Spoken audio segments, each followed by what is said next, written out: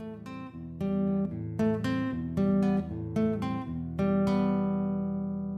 Cuando que el viento no sabe dónde ir, a dónde anidar, se convierte en... El viento, como llama a esta pieza, siempre ha sido parte de sus intereses. Para Silvia, estar ligada a sus raíces y repensar cómo se construye la música desde una visión occidental la sitúan en un momento de querer centrar su campo de estudio en las diferentes estructuras sonoras de los instrumentos de viento, en específico los aerófonos de barro, los que producen sonidos ancestrales, aquellos que se han creado a lo largo de la historia. Yo me dedico a fabricar aerófonos desde el año 2016. Nunca había experimentado elaborar un instrumento. Siempre había como que pasado por el proceso de componer, pero no de la creación musical desde el instrumento que va a emitir el sonido, ¿verdad? De la composición.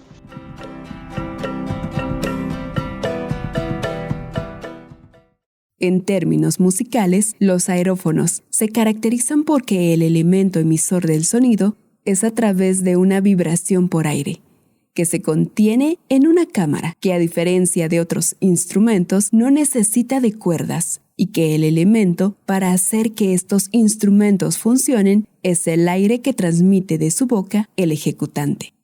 Para lograr que cada instrumento tenga distintas sonoridades, recurres a esta estructura interna, ¿verdad? Este sistema sonoro que hará que el viento se vuelva un sonido. El aire que tú estás transmitiendo por la boquilla estará vibrando a través del cuerpo y en el cuerpo podemos encontrar los agujeros de digitación.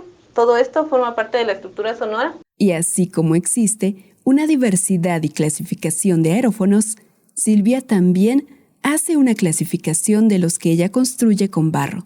Dentro de sus creaciones vamos a poder encontrar diseños y sonidos a los que ella llama globulares, semiglobulares, tubulares, poliglobulares y una de sus maravillosas creaciones, la vasija sonora de viento. Me gusta mucho como ser muy específica con respecto a los instrumentos que elaboro, globular y tubular, a lo que yo llamo personalmente piril, que son todos los aerófonos globulares, que tienen como el cuerpo así redondo. Entonces, como el cuerpo es redondo, es con forma de globo. Entonces, de ahí el nombre globular. También están los que tienen forma de tubo, tipo flauta. Entonces, son a los que yo también llamo shurs. Y pues a eso se les llama tubulares.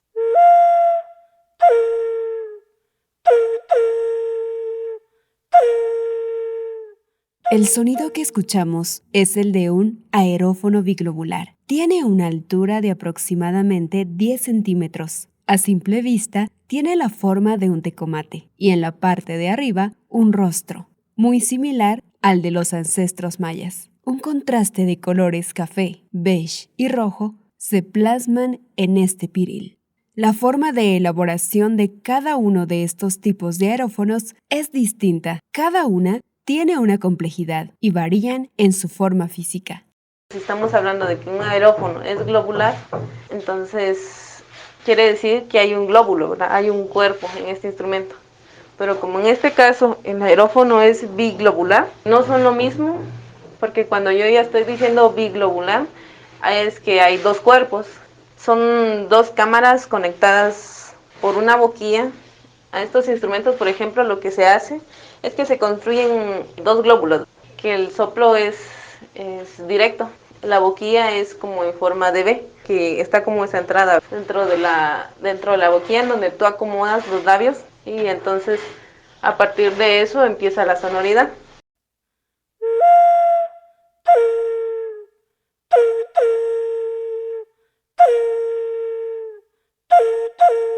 En el primer cuerpo podemos encontrar un rostro y en el segundo cuerpo, que tiene como la función del estómago también, como un musha, como un ombligo. Entonces en este ombligo se coloca el agujero de digitación, pero este mismo agujero también es como parte del cuerpo, ¿verdad? Y es con lo que puedes modular el sonido. Entonces por eso es que en el sonido no es como con los otros aerófonos, en donde tú tienes un canal de insuflación, entonces este canal de insuflación te permite de hecho un sonido un poco más claro, que de hecho viene siendo un sonido más contemporáneo. Una de las características de estos instrumentos musicales de barro es que la mayoría tiene un sonido que está muy ligado al entorno natural, como por ejemplo el sonido del viento, el agua y el canto de las aves. Que antiguamente, de hecho, los sonidos no eran como con este fin de los sistemas musicales occidentales, en donde se espera que el sonido como que sea más claro, pero en muchos instrumentos antiguos que se han investigado, los instrumentos suenan así como que se escucha el viento, ¿verdad?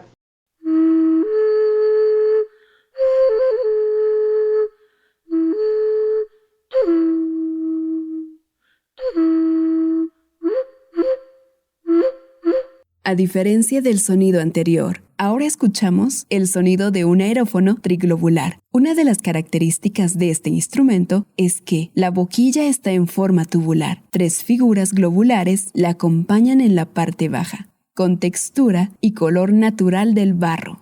Con respecto al aerófono triglobular, las sonoridades causan bastante curiosidad.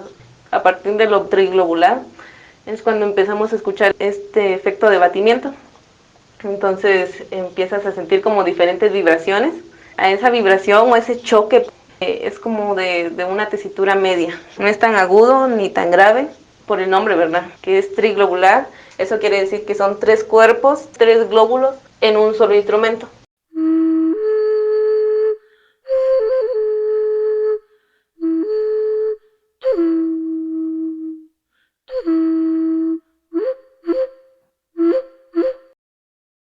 Para Silvia, cada instrumento tiene una característica, una esencia, una identidad. Es por eso que cada vez que inicia con la creación de sus aerófonos, imagina y arma cada uno de ellos en su cabeza. Luego los plasma con dibujos y así lleva su creación al barro. Para ella, los artistas que trabajan con el barro deben de tener una conexión con este elemento. La forma en que veo esto también ha cambiado. Antes sentía que el barro era mi herramienta para transmitir muchas de las ideas que tenía yo plasmadas e ideadas en mi cabeza, pero siento que a veces es al revés. Siento que a veces la herramienta soy yo. Siento que también el barro tiene algo que decir. Entonces toma a las personas que estamos haciendo instrumentos, nos toma como su herramienta y somos como ese puente, ¿verdad? En el que el barro transmite sus ideas, muchos pensamientos que ha querido transmitir por mucho tiempo.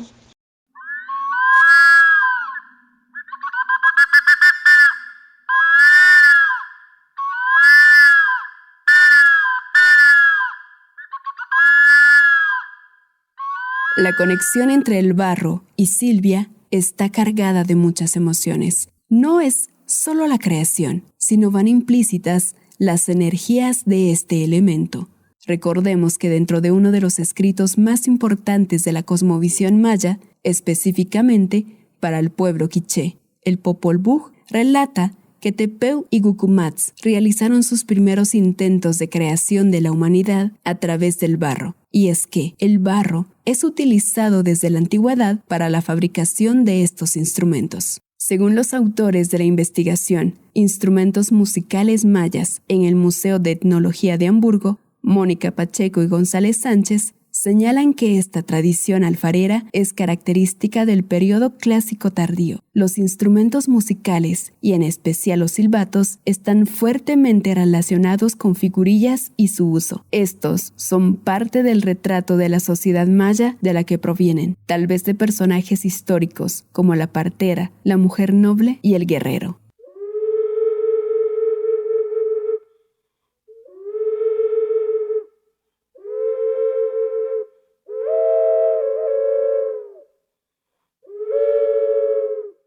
La forma física y la forma sonora están combinadas y estrechamente vinculadas, porque ambas me van a indicar la función del instrumento. La conexión de sus energías se refleja en el proceso creativo, que poco a poco se materializa en la forma física de ese sonido.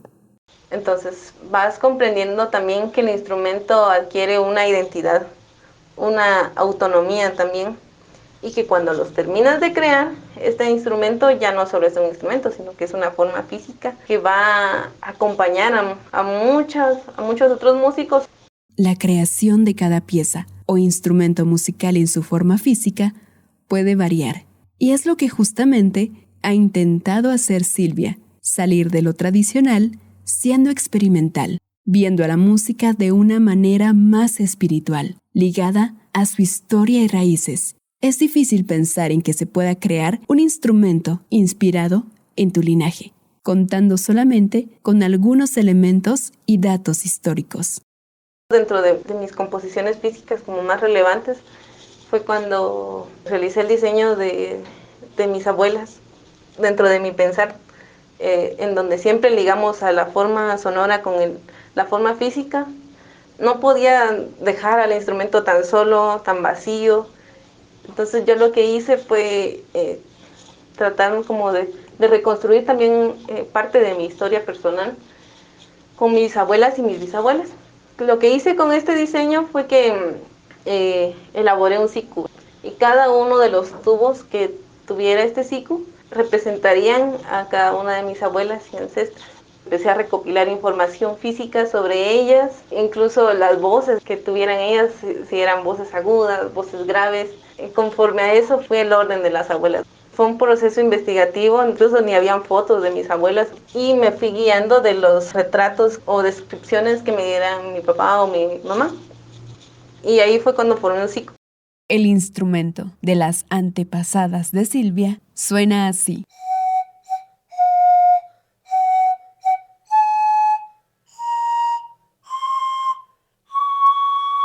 Este instrumento tiene plasmado en cada espacio tubular del siku a sus 6 ancestras, con texturas y colores que van representando a cada una, con huipiles de color rojo, verde, blanco, corinto y negro, todos de la región Cachiquel a la que Silvia pertenece.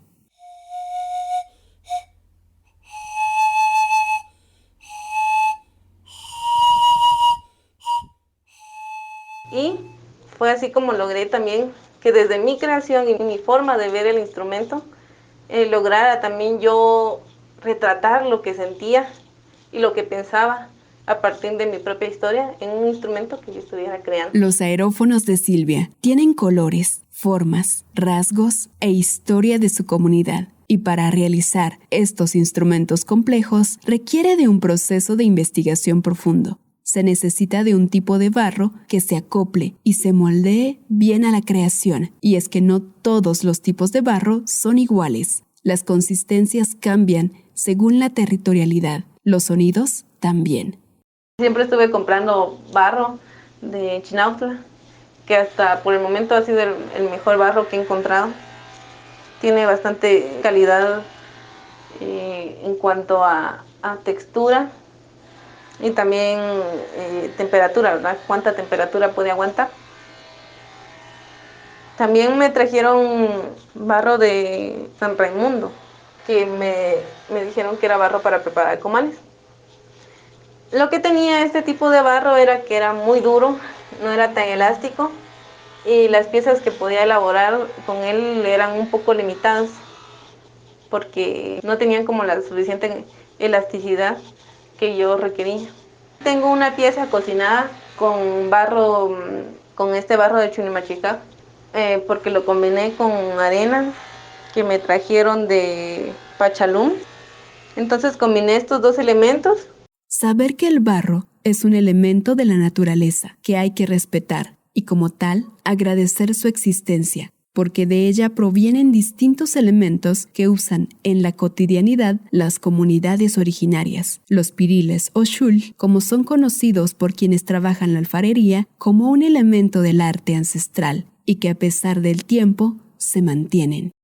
A diferencia de los aerófonos que ya conocemos y que más de alguna vez hemos visto y escuchado, como el saxofón, tuba, oboe, flauta, clarinete, acordeón, armónica, trompeta, trombón, entre muchos otros que son hechos con metal y tienen un sonido más exacto. Silvia menciona que los aerófonos de barro tienen un sonido distinto porque es intencional. porque lo que se quiere transmitir son elementos con los que conviven las poblaciones mayas, elementos de la naturaleza. Siento que todo esto de la folclorización y desbalance que existe con respecto a los instrumentos tradicionales, instrumentos mayas, con respecto a otros instrumentos en donde se piensa que, bueno, solo lo soplo, ya funciona, ya solo así, pero no. Detrás de eso también existe un proceso para aprender a ejecutarlos. Primero, no hay que subestimar el instrumento, y segundo, cuando tú ya aprendes a ejecutarlo, también aprendes a conocer a tu instrumento.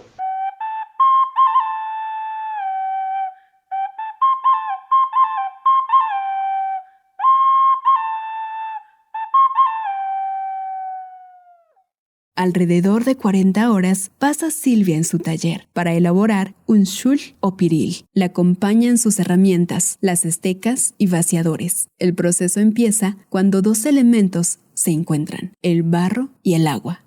El tiempo de fabricación de un instrumento, más o menos una semana.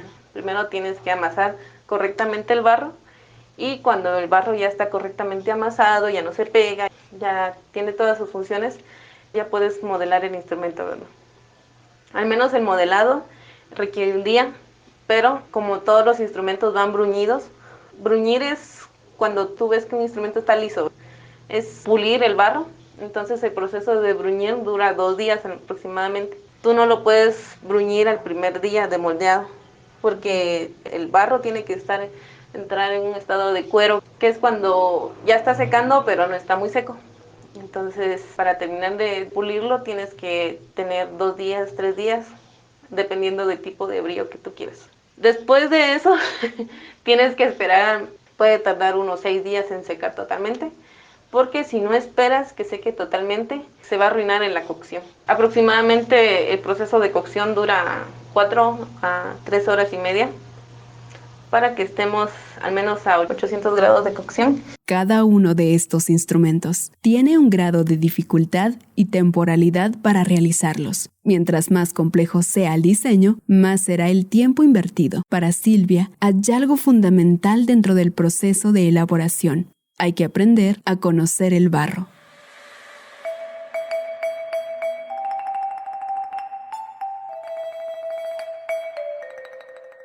Siento que el barro al final es mi compañero también, y que es otra entidad, otra energía que me está acompañando en este camino sonoro.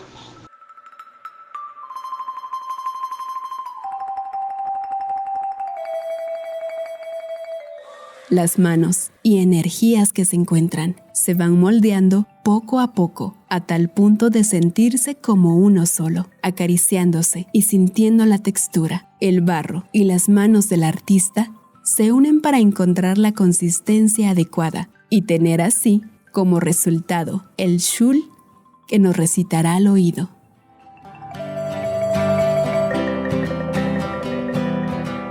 Música y sonidos, Silvia Etec. Investigación, guión, voz y edición, Elsa Amanda Chiquito. Edición de texto, Osvaldo Hernández.